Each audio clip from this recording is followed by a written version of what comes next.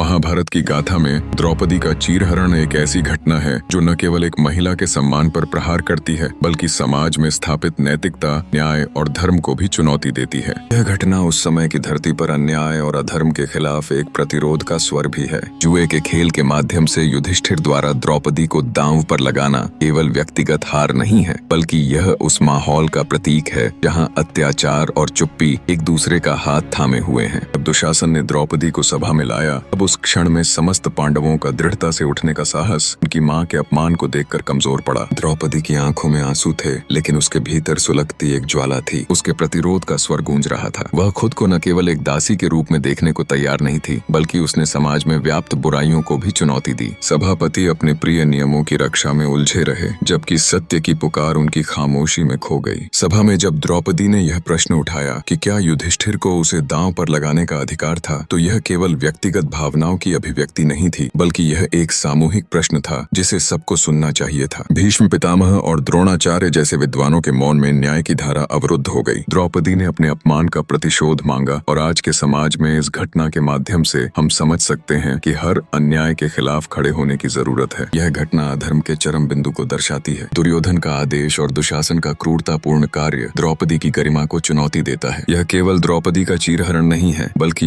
यह उन सभी कमजोर व्यक्तियों का अपमान है जो समाज में अपने अधिकारों से वंचित हैं। द्रौपदी की कहानी आज भी हमें सिखाती है कि अन्याय के खिलाफ आवाज उठाना आवश्यक है, भले ही स्थितियां कितनी भी विपरीत क्यों न हो। आखिरकार द्रौपदी का चीरहरण महाभारत की गाथा में एक महत्वपूर्ण मोड़ है। यह न केवल एक युद्ध की नींव रखता है बल्कि यह समाज के हर वर्ग को यह याद दिलाता है कि किसी के सम्मान पर आघात न केवल व्यक्तिगत दुख है बल्कि समाज में व्याप्त अन्याय का प्रतीक भी है। हमारे जीवन में द्रौपदी का संघर्ष हमें सिखाता है कि हमें सदा सच्चाई और न्याय के पक्ष में खड़ा होना चाहिए।